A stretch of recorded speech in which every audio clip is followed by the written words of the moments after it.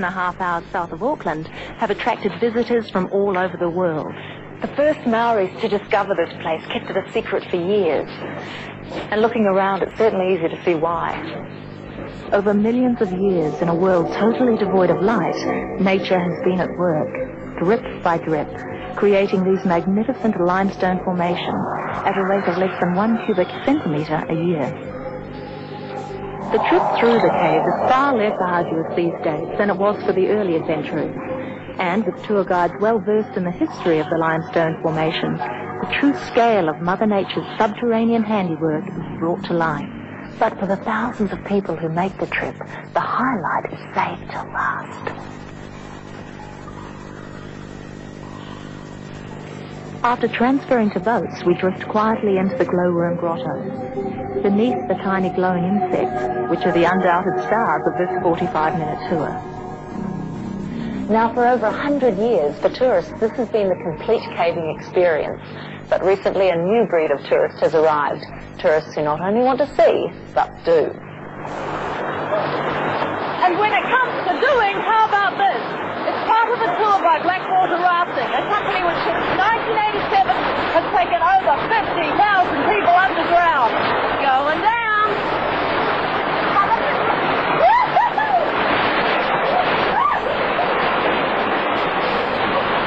You won't find any walkways or handrails down here. This is caving the way they did it 100 years ago, minus the wetsuit and battery-powered light, of course. Unlike the huge dry caverns of the glowworm cave, here water is still at work, carving out the limestone and generally making life interesting for novice cavers. Maybe it's the darkness, or perhaps even the hint of danger. Whatever it is, you very quickly find a real sense of comradeship and camaraderie building up within the group. I thought it was going to be like. So, according to bum size, if you've got a big bottom, no time to be modest, right? You want to stay in them, so just try them on for size. Whilst this particular adventure is called Blackwater Rafting, it's more accurately described as tubing, for obvious reasons. It takes a fair amount of trust in your guide to leap backward into the dark, but by now confidence is building. We've already done things we never imagined we would do, so why not this? It's surprising how quickly you begin to feel at home underground.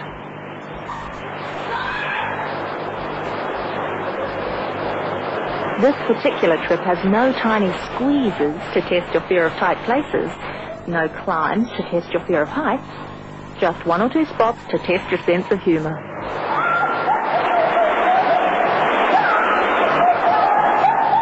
There are 2 trips available with Blackwater Rafting, and it probably doesn't matter which you take. If our party's experience is anything to go by, you'll have a ball, and make some new friends on the way. And if by now the caving bug has got you firmly in its grip, there's one more Waitomo experience you mustn't miss. It happens to be the highest commercial abseil in the world, 100 metres straight down there. It's the entrance to a cave called the Lost World. For years, this was an experience reserved for club cavers only. But now, through Lost World tours, anyone can make the journey. Good? Yes, good. Yeah, a little bit. This particular little jaunt is definitely not for anyone with a fear of heights. And though I'm attached to both my rope and my guide, my feet do display a certain reluctance to leave the launch platform. Okay. Why, my back would kill me. Despite those initial fears, once the abseil is underway, this is a truly exhilarating experience. It's been described as a physical and emotional journey into one of New Zealand's most spectacular settings. It's a description which, from here at least, is difficult to argue with. The introduction of tandem abseiling has made access for novices much easier, not to mention safer. Don't take your right hand off. It's not a very good idea. With 2/3 of the abseil still to go, it's most definitely not a good idea. With the sound of the river roaring below, shafts of light cutting through the mist and water dripping from the surrounding foliage, it's easy to see why cavers never tire of this trip. The descent takes 15 to 20 minutes, and without doubt the most difficult part is the first 2 feet. Once you're on the floor of the Lost World, you're struck by the beauty, the grandeur, and the fact that you now have a 2-hour journey to get out. A number of caving options are offered at Waitomo. It's one of the